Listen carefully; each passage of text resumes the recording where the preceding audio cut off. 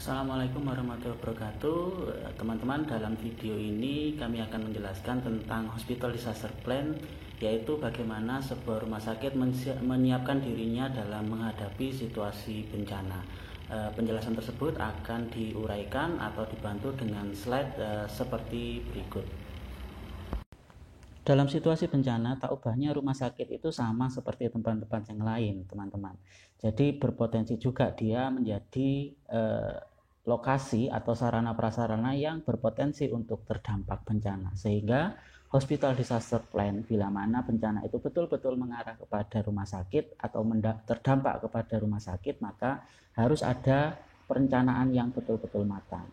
Nah, dasar hukum tentang ada atau tidaknya Hospital Disaster Plan itu bergantung kepada beberapa aspek hukum, diantaranya adalah ada beberapa undang-undang yang berkaitan dengan perencanaan rumah sakit dalam menghadapi situasi bencana. Di antaranya adalah UUD 1945 tentunya sebagai dasar, kemudian UU nomor 29 tahun 2004 tentang praktik kedokteran, ada juga UU nomor 32 tahun 2004 tentang pemerintah daerah, nomor 24 tahun 2007 sebagai landasan tentang bencana, kemudian Undang-Undang nomor 36 tahun 2009 tentang kesehatan, dan Kemenkes 448 garis miring Menkes garis miring SK garis miring 6 tahun 93 tentang pembentukan tim kesehatan penanganan korban bencana di setiap rumah sakit.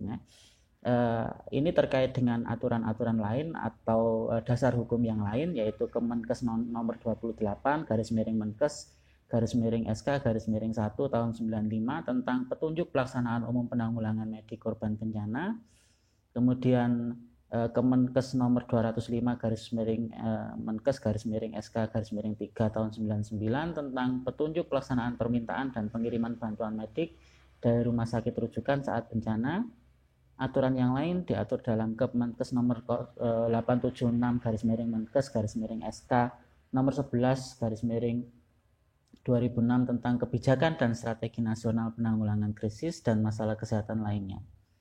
Kemudian ada juga Kemenkes nomor 979 garis miring Menkes garis miring SK garis miring 2001 tentang protap pelayanan kesehatan, penanganan bencana dan penanganan pengungsi. Kemudian ada PP nomor 23 garis miring 2005 bab 4 ya, pasal 8 mengatur tentang standar layanan instansi pemerintah yang menerapkan PPK BLU menggunakan standar pelayanan minimal yang ditetapkan oleh menteri atau pimpinan lembaga atau gubernur atau bupati sesuai dengan kewenangannya. Dasar hukum yang lain juga diatur dalam Kemenkes RI nomor 129 garis miring Menkes garis miring SK nomor garis miring 2 garis miring 2008 tentang ketersediaan tim penanggulangan bencana, dan Kemenkes 856 garis miring Menkes garis miring SK garis miring 1X garis miring 2009 tentang standar IGD. Kemudian ada juga dasar hukum yang lain ya, contohnya seperti Perka BMN nomor 4 tahun 2008 tentang pedoman penyusunan rencana penanggulangan bencana. Kemudian Permenkes RI nomor 432 tahun 2007 tentang pedoman pelaksanaan manajemen kesehatan dan keselamatan kerja di rumah sakit. Kemudian Permenkes RI nomor 1087 tahun 2010 tentang standar kesehatan dan keselamatan kerja di rumah sakit.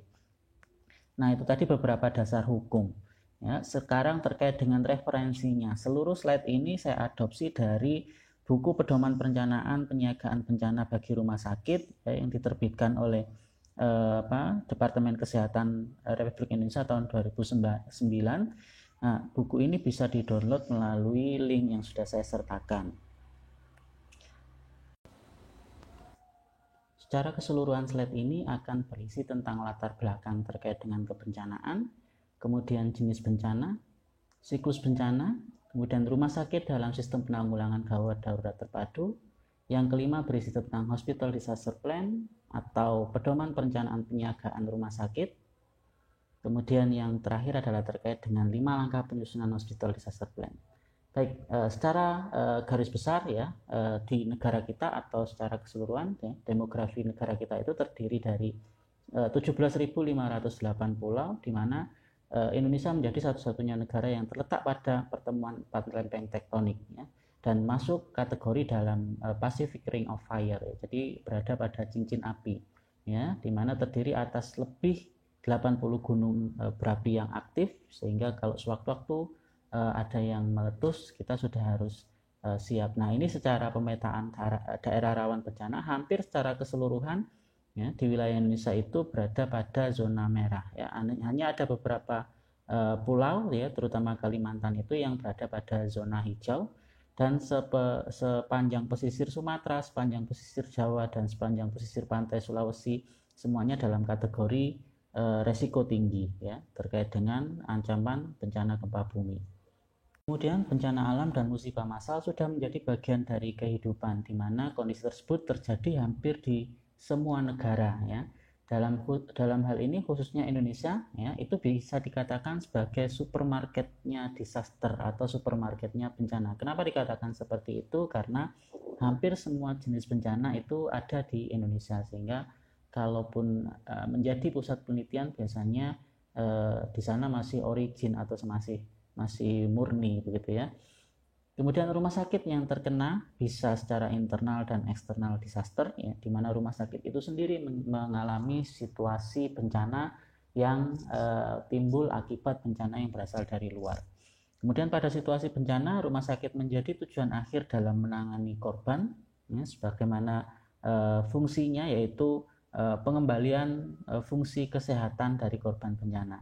Untuk itu, rumah sakit perlu menyiapkan pedoman penyiagaan bencana di rumah sakit ya, karena pada saat bencana terjadi, seluruh SDM tidak lagi memiliki waktu untuk berpikir apalagi membuat rencana. Ya, jadi jangan sampai nanti ada bencana baru kita bertindak, yaitu merupakan paradigma lama. Jadi dalam menghadapi bencana di rumah sakit, apakah sudah ada persiapan? Kemudian bagaimana implementasinya?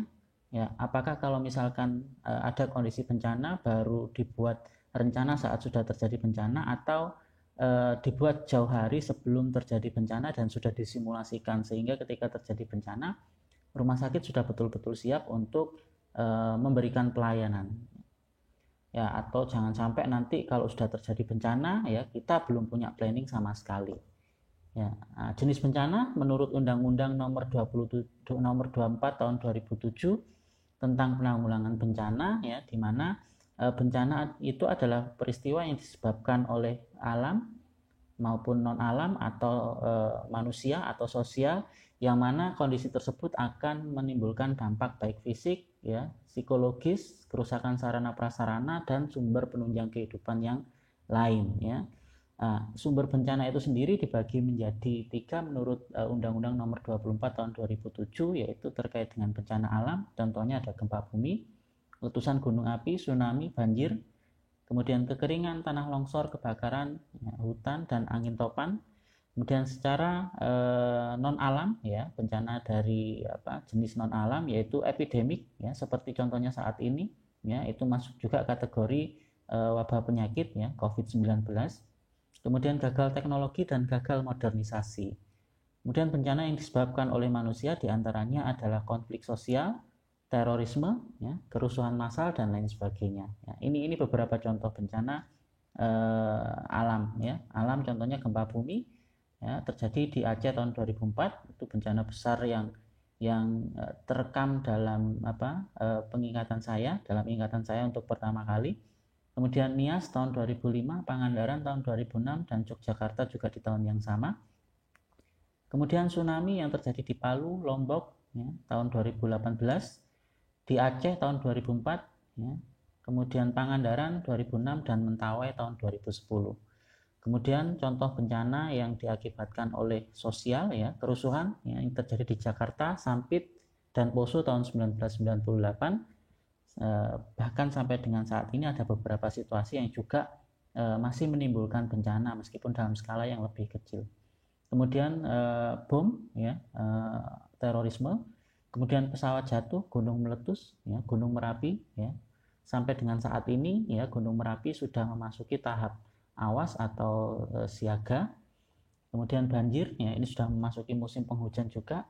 Kemudian kebakaran hutan yang hampir rutin terjadi setiap tahun, tanah longsor, kemudian kecelakaan lalu lintas, bencana yang disebabkan karena kegagalan teknologi misalkan di industri ya, lumpur lapindo dan lain sebagainya. Kemudian wabah penyakit ya, difteri 2017, diare tahun 2017, gizi buruk Papua Januari tahun 2018, flu burung tahun 2005, dan diulang saat ini adalah SARS-CoV ya tahun 2019 awalnya, sampai dengan tahun ini tahun 2020 belum teratasi atau belum ditanggulangi.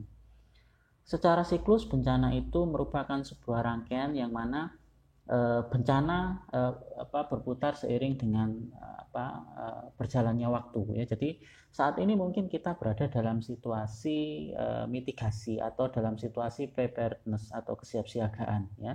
Ada juga yang mengatakan saat ini situasi disaster itu sudah terjadi ya, tergantung dari sudut pandang mana, wilayah mana, lokasi mana kita berada ya. Seperti contohnya kalau misalkan kita ngomong tentang COVID-19, saat ini mungkin masih dalam tahap disaster ya, dalam tahap tanggap darurat ya. Tapi yang pasti siklus bencana dibagi menjadi pra bencana, kemudian tanggap darurat atau situasi disaster, dan situasi pasca bencana, di mana situasi pra bencana yang bisa kita lakukan adalah pencegahan ya atau prevention ya, kemudian mitigasi atau mitigation ya, kemudian kesiapsiagaan atau preparedness ya. Kemudian saat situasi disaster itu terjadi, yang bisa kita lakukan adalah fase tanggap darurat atau acute response ya, di mana tindakan-tindakan yang bisa diambil adalah rescue atau triage, kemudian acute medical response, kemudian emergency relief, dan emergency rehabilitation ya. Kemudian setelah bencana atau pasca bencana, tindakan yang bisa diambil diantaranya adalah pemulihan atau recovery, bisa fisik, bisa jiwa, bisa infrastruktur, kemudian pembangunan atau development. Kemudian rumah sakit dalam sistem penanggulangan gawat darurat terpadu ya, ini dibagi menjadi beberapa pemegang tanggung jawab ya, di tingkat nasional ya, tanggung jawab diambil oleh Badan Nasional Penanggulangan Bencana Pusat. Kemudian di tingkat provinsi ya atau daerah Dati 1 diambil tanggung jawabnya oleh Badan Penanggulangan Bencana Provinsi, dan di tingkat kabupaten dan di bawahnya diambil alih atau dipegang kendalinya oleh Badan Penanggulangan Bencana Kabupaten. Ini menurut Undang-Undang 24 tahun 2007, di mana secara umum strukturnya terdiri dari Satgas Kesehatan ya. Di sini terkait dengan sistem penanggulangan gawat darurat terpadu, kemudian Satgas Pekerjaan Umum, Satgas Kepolisian, dan Satgas Sosial. Kemudian SPGDT itu juga bisa dilakukan secara continuous atau secara sehari-hari, namanya SPGDTS atau Sistem Penanggulangan Gawat Darurat Terpadu sehari-hari. Di antaranya adalah antara lain tindakan yang bisa kita lakukan ya, helm, sabuk pengaman itu terkait dengan tindakan kesiapsiagaan. Kemudian masyarakat apakah sudah aman atau sudah sejahtera. Kemudian di sumber daya manusia yang berperan ya dalam sistem penanggulangan gawat darurat terpadu, diantaranya adalah dokter umum sebagai first responder atau life saver. Kemudian sumber daya manusia yang lain yang dibutuhkan adalah yang bisa memberikan pertolongan awam. Biasanya adalah awam umum, awam khusus. Ya, awam khusus itu berarti masyarakat awam yang sudah pernah mendapatkan pelatihan sederhana. Kemudian petugas ambulan, kemudian dokter dan perawat. Ya. Di sini juga dibutuhkan multidisiplin lain, ya, misalkan tenaga atau profesional yang lain yang berkaitan dengan situasi-situasi teknis ya. Oke. Kemudian ya sistem penanggulangan gawat darurat terpadu bencana ini dibagi menjadi beberapa alokasi wilayah, diantaranya adalah rumah sakit wilayah rujukan, bisa tipe A, bisa tipe B. Kemudian pusat koordinasi dan pengendalian medik ya, itu di alur pusat. Kemudian di rumah sakit provinsi ya, kemudian di rumah sakit kabupaten sebagai pos depan, kemudian puskesmas sebagai pos lapangan, atau dalam situasi bencana bisa juga diterjemahkan kepada rumah sakit lapangan nantinya. Nah, secara umum rujukan terpadunya adalah seperti ini. Bila mana dalam situasi bencana ya akan ditangkap oleh Public Safety Center atau Public Safety Center di situasi bencana, kemudian rujuk ke puskesmas, ke beberapa puskesmas. Bila mana korban perlu mendapatkan perawatan yang lebih intensif, dia akan dirujuk kembali ke rumah sakit kelas C atau tipe C. Tapi bila mana dalam situasi yang lebih berat lagi, bisa langsung dari puskesmas dirujuk ke rumah sakit tipe A atau tipe B, di mana peran utamanya adalah memberikan terapi secara definitif ya, terkait dengan situasi bencana. Sedangkan rumah sakit tipe C ya dan puskesmas ya, fungsi utamanya adalah resusitasi dan stabilisasi dengan pemberian terapi definitif yang ringan sampai dengan ke level yang sedang. Kemudian terkait dengan hospital disaster plan dan pedoman perencanaan penyiagaan bencana rumah sakit ya, hasil yang diharapkan diantaranya adalah naskah atau dokumen ya hospital disaster plan, di mana dokumen tersebut merupakan pedoman atau panduan umum ya, atau yang bisa kita sebut sebagai juklak ya, petunjuk pelaksanaan. Kemudian hasil lain yang diharapkan adalah kartu tugas atau buku saku ya. Jadi ini merupakan uraian tugas dari sumber daya manusia di rumah sakit ya, di mana dia memberikan petunjuk terkait dengan teknis penanganan korban bencana. Prinsip dasarnya adalah rencana ini harus didasarkan pada struktur organisasi yang ada ya, sebagaimana adanya. Jadi sesuai dengan sumber daya yang dimiliki oleh rumah sakit. Kemudian buatlah rencana sesederhana mungkin tetapi selengkap mungkin. Ya, jadi sederhana tapi aspek-aspek kecil atau poin-poin kecil seperti dengan pendanaan hal-hal yang minimalis itu juga kita masukkan. Kemudian joklak atau petunjuk pelaksanaan atau pedoman yang berguna untuk persiapan dan pelatihan. Tetapi dalam kasus darurat, kartu tugas atau buku saku atau juknis ini akan sangat membantu. Elemen dalam manajemen bencana di rumah sakit diantaranya adalah medical support ya. Ini meliputi triase, life saving first aid, kemudian advanced life support dan beberapa prosedur khusus. Sedangkan manajemen support diantaranya adalah komando dan kontrol, kemudian off-duty staff, kemudian logistik, kemudian keamanan parkir dan akses ya, diantaranya adalah lalu lintas serta kerahasiaan korban, kemudian area dekontaminasi, data pasien dan alokasi pasien, manajemen orang yang meninggal, kemudian komunikasi di rumah sakit baik inside maupun outside, kemudian media massa dan pengunjung. Konsep dasar dari organisasi penanggulangan bencana ini diantaranya adalah dia mencakup tentang komando bencana, jadi bisa menanti struktur organisasi penanggulangan bencana, kemudian perencanaan, pembiayaan, komunikasi, logistik, dan operasional. Nah, dalam situasi tersebut semua harus tertuang atau tercantum dalam pedoman perencanaan penyiagaan rumah sakit atau P3BRS, ya, Hospital Disaster Plan, yang dimiliki oleh rumah sakit, baik nanti berbentuk juklak, ya, buku secara umum, ya, petunjuk pelaksanaan, atau juknis ya, petunjuk teknis hal-hal kecil yang bisa dilakukan dalam kebencanaan atau dalam situasi bencana. Nah, ada beberapa langkah yang bisa kita ajukan atau yang bisa kita laksanakan dalam menyusun hospital disaster plan. Di antaranya yang pertama adalah membuat juklak ya, yang berisi pedoman umum tentang pedoman perencanaan penyiagaan bencana rumah sakit atau P3BRS. Kemudian membuat juknis yang berisi petunjuk teknis atau SOP. Kemudian yang ketiga adalah yang sangat penting juga adalah terkait dengan pelaksanaan simulasi. Kemudian dari pelaksanaan simulasi tersebut tentunya akan ada evaluasi dan perbaikan baik juklak maupun juknis. Dan yang terakhir adalah rencana yang sudah dimiliki harus disosialisasikan atau diseminasikan.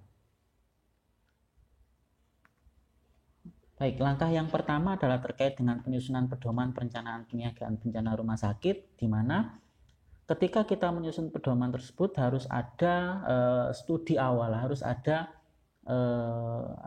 perencanaan di awal, harus ada latar belakang yang mendasari atau melatar belakangi kita harus menyusun pedoman perencanaan ya.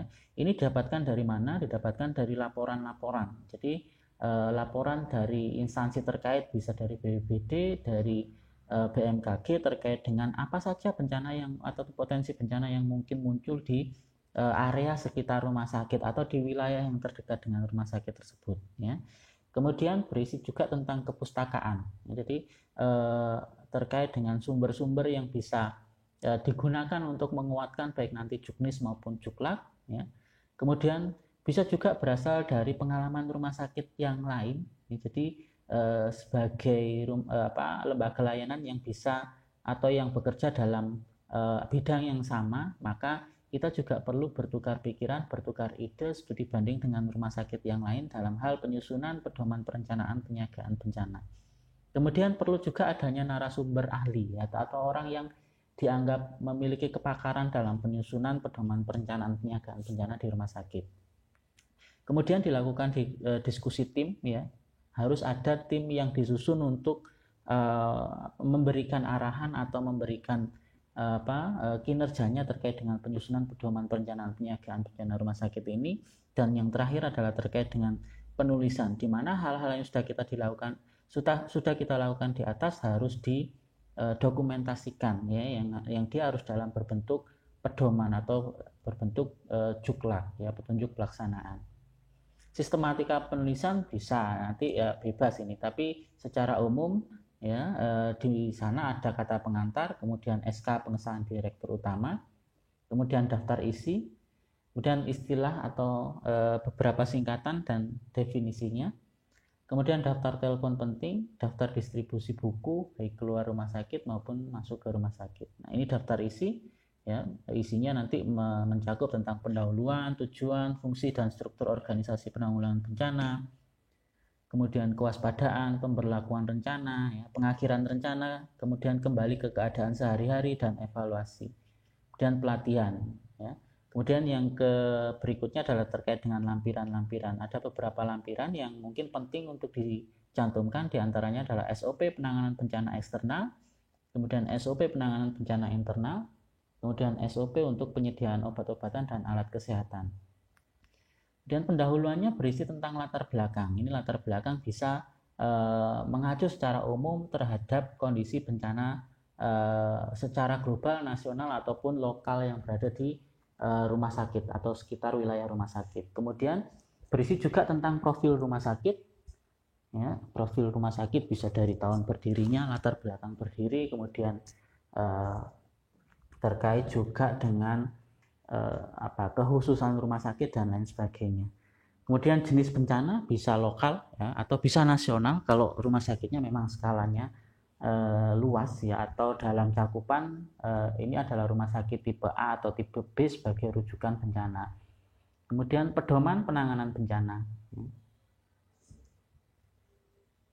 ya. Kemudian tujuan umum, ya, peran rumah sakit dalam menghadapi bencana baik internal maupun eksternal, ya. Rumah sakit harus mampu menjaga tugas dan fungsi utamanya dan sementara itu harus memenuhi perannya dalam bencana. Kemudian rumah sakit memiliki rencana dan SOP yang baku dan teruji dengan petugas yang terlatih. Ini di tujuan umumnya. Kemudian tujuan khususnya adalah pembentukan sistem komunikasi, kontrol dan komando dalam waktu cepat atau rapid system establishment.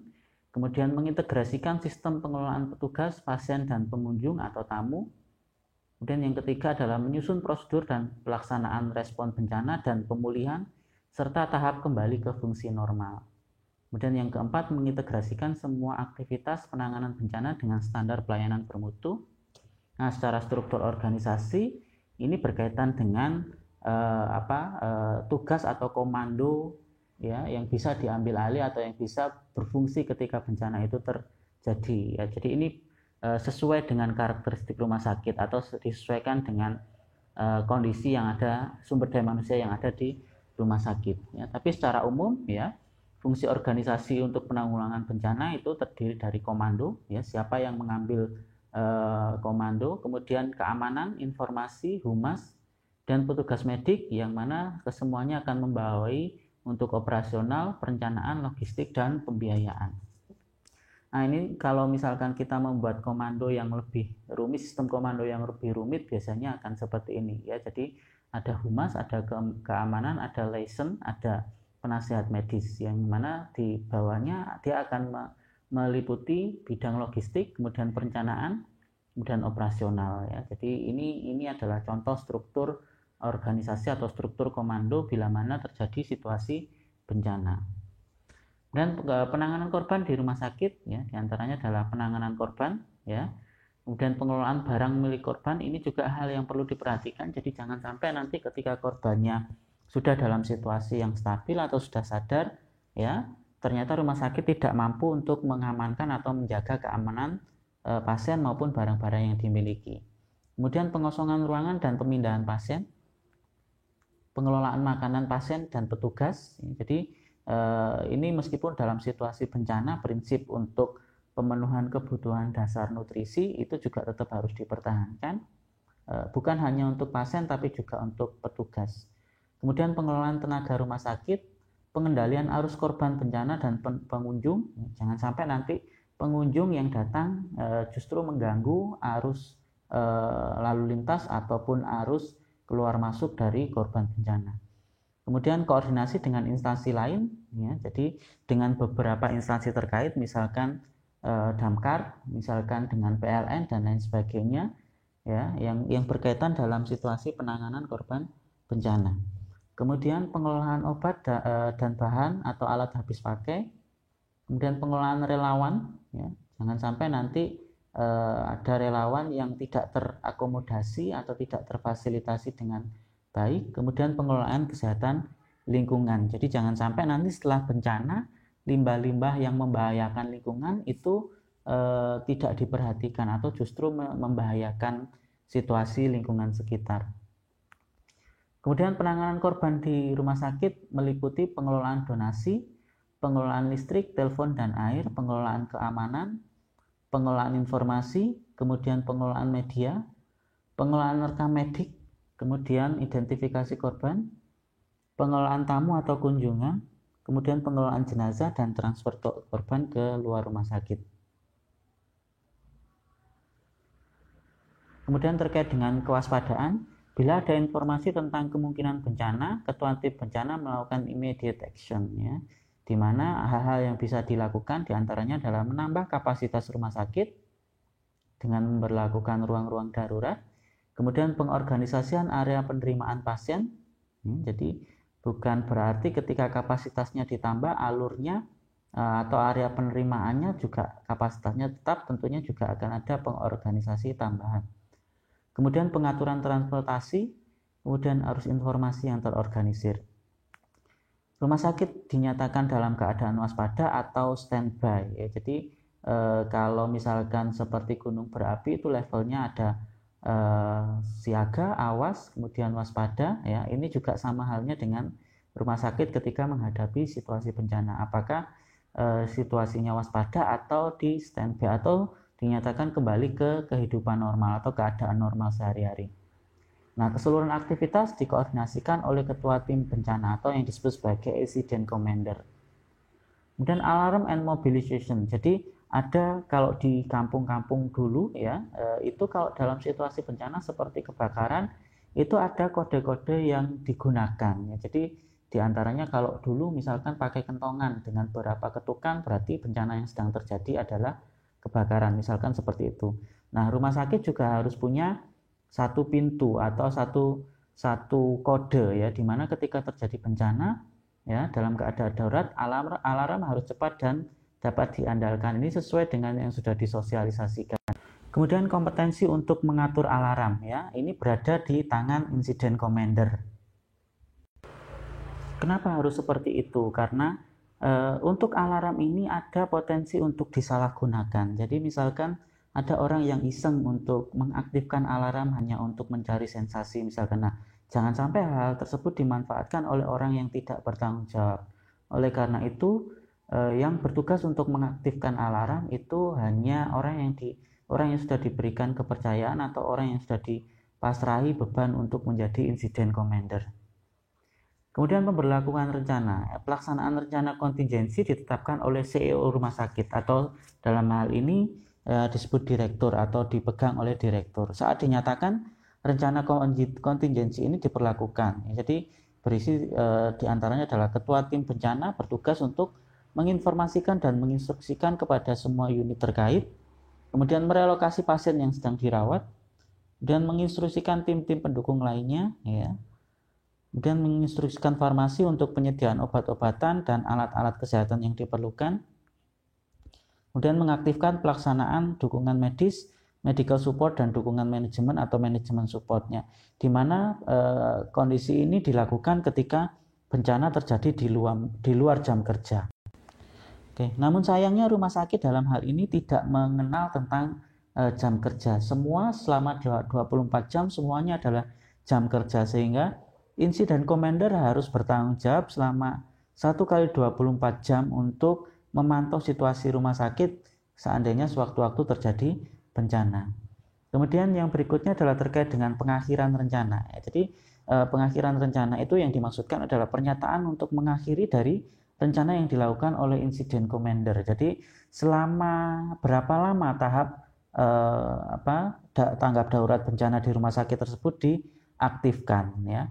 Nah, kemudian setelah diakhiri, kegiatan rumah sakit harus kembali ke keadaan normal, di mana hal-hal yang di luar kebiasaan seperti merelokasi pasien, kemudian merelokasi tim dan lain sebagainya tadi harus kita kembalikan kepada situasi yang normal. Kemudian ketua tim bencana atau insiden commander mengadakan pertemuan dengan seluruh tim untuk mengadakan evaluasi guna perbaikan, ya. Jadi melihat hal-hal yang sudah optimal dalam pelaksanaan atau perencanaan kegiatan bencana, atau ada hal-hal yang kurang dalam pelaksanaan tersebut.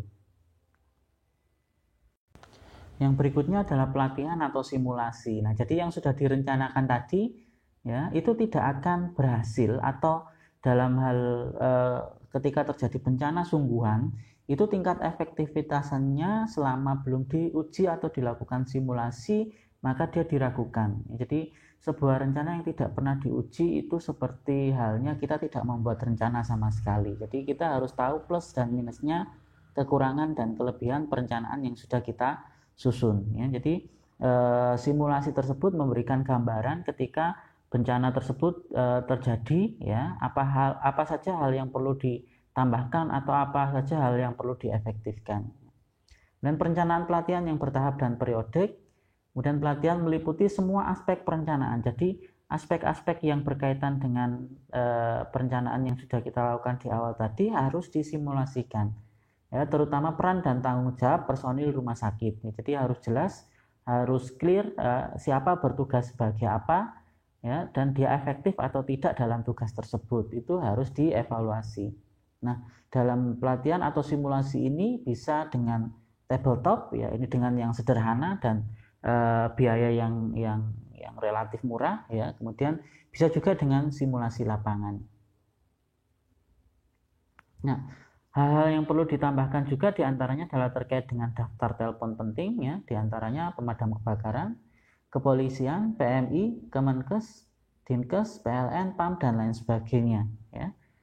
Kemudian langkah yang kedua, menyusun petunjuk teknis, ya, ini berbentuk lampiran. Jadi lampiran-lampiran terkait dengan pedoman pengelolaan SDM, ya, pedoman pengelolaan alat kesehatan dan obat-obatan, ya.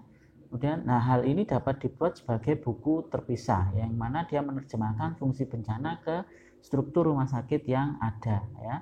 Lampiran-lampiran yang bisa disusun diantaranya adalah lampiran tentang penanganan bencana eksternal, ya, prosedur pengiriman ambulan, prosedur pengiriman tim lapangan, prosedur penerimaan korban, prosedur dekontaminasi, prosedur penanganan jenazah.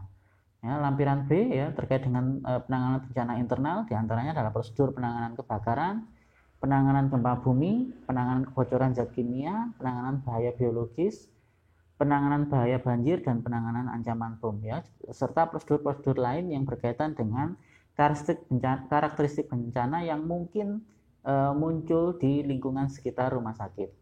Kemudian lampiran C berisi tentang standar penyediaan obat dan alat kesehatan. Nah, untuk lampiran A terkait dengan penanggulangan bencana eksternal, yang bisa dilakukan adalah first receiving, listed and supporting hospital. Jadi melihat beberapa rumah sakit yang bisa dijadikan sebagai rekanan atau bisa dijadikan sebagai rujukan, ya, rumah sakit yang terdaftar atau listed hospital yang siap menerima pasien atau korban selama 24 jam. Kemudian sebagai rumah sakit penerima pertama atau first receiving hospital, ya, di mana rumah sakit tersebut adalah rumah sakit yang terdekat dengan kejadian bencana. Dalam hal ini adalah rumah sakit rujukan pertama.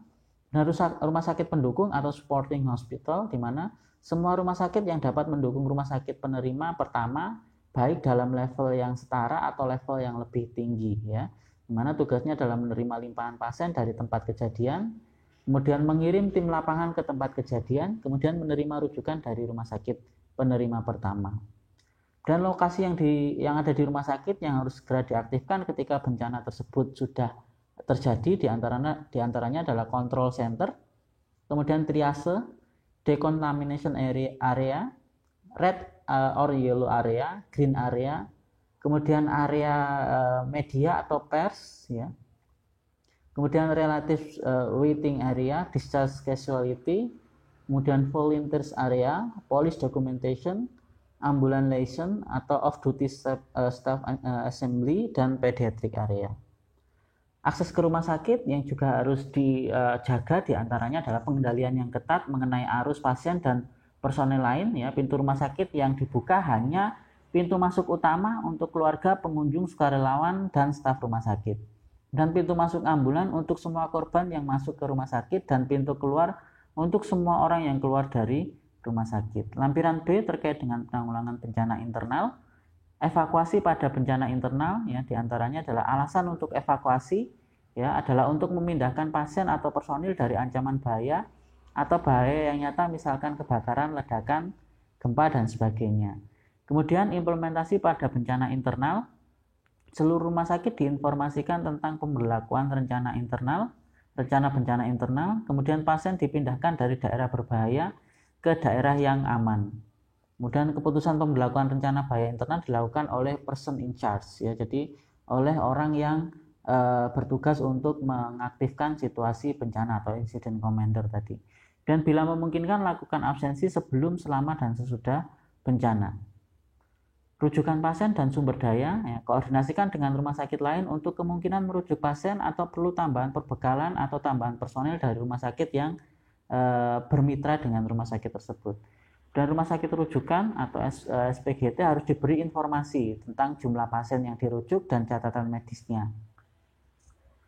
Dan evakuasi rumah sakit, ya, aktifkan tanda bahaya, evakuasi semua pasien menjauhi area yang berbahaya dengan cara yang sistematis.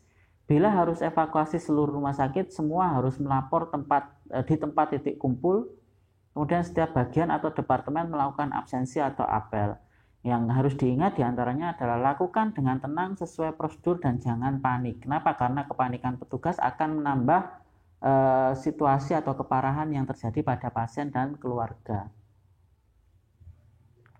Kemudian kartu tugas atau job action sheet atau JAS, ya. Satu untuk setiap posisi, ya, di mana tujuan yang terfokus, pernyataan yang ringkas dari misi, kemudian aktivitas yang diprioritaskan, kemudian dapat disesuaikan dengan batas tertentu, kecuali untuk judul dan pernyataan misi.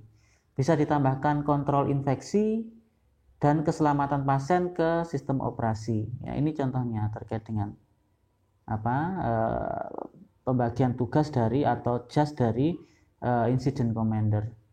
Langkah yang ketiga, ya, yaitu adalah simulasi. Nah, simulasi ini tujuannya untuk seperti yang saya katakan tadi, menguji sistem yang sudah disusun. Jadi, apakah rencana yang sudah kita buat itu betul-betul efektif dalam situasi bencana atau tidak, ya. Jadi, apa yang perlu ditambahkan atau apa yang perlu diefektifkan, ya, melalui paper plan syndrome, ya, dengan menyempurnakan, ya, pedoman penyiapan bencana rumah sakit dan lampiran, ya, dilakukan secara bertahap, bisa melalui tabletop exercise simulation, ya.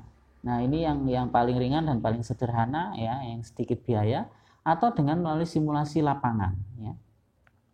Kemudian dilakukan untuk semua jenis atau kasus bencana, ya. Jadi nanti rumah sakit itu punya pedoman untuk bencana banjir, untuk bencana tanah longsor, untuk bencana gunung meletus, untuk bencana terorisme, bom, dan lain sebagainya. Itu sudah punya juklak dan juknis yang juga disimulasikan. Kemudian dilakukan secara periodik, ya. Nah, ini beberapa contoh simulasi, ya, di hospital disaster plan, ya. Jadi beberapa yang sempat saya dokumentasikan, ya, yang ada di wilayah Jawa Timur. Kemudian, ya, ini di luar negeri berkaitan dengan simulasi tabletop, ya, terkait dengan triase, evakuasi, dan transportasi dari tempat bencana, ya. Jadi dengan mode-mode, ya, bermain seperti ini, ya, saya mengatakannya bermain. Jadi ini adalah dengan metode atau media yang paling mudah untuk menjelaskan tentang mana-mana korban yang masuk kategori red, yellow, atau zone, ya. Itu kita lakukan melalui sistem triase yang tepat. Kemudian alur evakuasinya, korban red misalkan dia harus dikirim ke rumah sakit mana, ya, rumah sakit tipe apa, ya. Jadi kita punya 100 korban, ada 20 korban dalam kategori red ya, misalkan itu harus kita distribusikan ke beberapa rumah sakit ya, itu polanya bagaimana ya. Seperti itu bisa dilakukan melalui media tabletop seperti ini ya. Nah, ini tagging ya atau penandaan terkait dengan bisa korban ya, bisa bisa mengenai terkait dengan tanda-tanda fisiknya ya, ABC-nya dan lain sebagainya, kemudian keadaan umum dan lain sebagainya. Nah, ini terkait dengan simulasi ya, SDM yang berperan atau yang kita masukkan dalam perencanaan di tabletop simulation. Oke, kemudian simulasi atau drill lapangan ini sudah melibatkan tenaga perawat ya, tenaga dokter dan lain sebagainya, atau bahkan pasiennya sendiri sudah dilibatkan dalam kegiatan simulasi. Tentunya dalam pelaksanaan simulasi seperti ini aspek keamanan pasien juga harus tetap dipertahankan. Kemudian simulasi IGD juga melalui tabletop simulation juga bisa. Kemudian simulasi untuk ruangan ambruk juga bisa dilakukan melalui tabletop simulation. Jadi prinsipnya tindakan-tindakan yang membutuhkan biaya yang besar atau memiliki resiko yang tinggi ketika dilakukan simulation bisa kita lakukan alternatif dengan melalui tabletop simulation. Oke, nah ini beberapa bentuk simulasi ya yang ada di rumah sakit. Kemudian langkah yang keempat, dilakukan segera setelah simulasi ya, gunakan observer dengan daftar tiliknya. Jadi setelah simulasi kita memiliki evaluasi mana hal-hal yang kurang efektif untuk dilaksanakan atau mana hal yang tidak berjalan selama evaluasi. Kemudian gunakan foto dan video untuk mendapatkan pengamatan yang objektif ya. Jadi bentuk dokumentasi seperti ini terutama untuk video itu kita bisa putar berulang-ulang sehingga dalam pelaksanaan evaluasi ya akan memberikan gambaran yang jelas. Oh, mana aspek yang perlu kita benahi, karena kalau sudah melakukan drill lapangan ya itu yang terlibat atau personil yang terlibat sangat banyak sekali ya. Situasinya sudah mendekati keadaan bencana sehingga pengamatan tidak bisa hanya dilakukan oleh observer saja, observer melalui satu sudut pandang ya. Jadi harus melalui beberapa sudut pandang. Nah, ini biasanya dokumentasi yang didapatkan melalui video itu akan memberikan penggambaran yang objektif. Nah, hasil evaluasi ini ya digunakan sebagai perbaikan untuk penyusunan atau evaluasi juklak dan juknis. Kemudian langkah yang kelima adalah berkaitan dengan sosialisasi dan diseminasi, di mana setelah pedoman penyiapan bencana rumah sakit tersebut ya tersusun ya, langkah yang berikutnya adalah kita sosialisasikan atau diseminasikan ya. Sasarannya bisa ke karyawan, pasien dan masyarakat sekitar ya. Untuk karyawan dilakukan dengan melakukan simulasi secara periodik ya. Sedangkan untuk pasien dapat dilakukan saat edukasi pasien, karena bisa jadi pasien yang kita lakukan atau kita ajak simulasi saat ini kedepannya ketika terjadi bencana ya itu bukan merupakan pasien kita lagi gitu ya. Kemudian dokumen P3BRS ya juga dapat dibagikan kepada pemangku kepentingan yang lain, misalkan kepada dinas kesehatan dan stakeholder terkait ya. Baik, itu adalah terkait dengan penjelasan Hospital Disaster Plan atau pedoman penyiapan penanggulangan bencana rumah sakit ya. Apabila ada hal yang kurang jelas bisa menghubungi kontak person yang ada di bawah ini. Terima kasih. Assalamualaikum warahmatullahi wabarakatuh.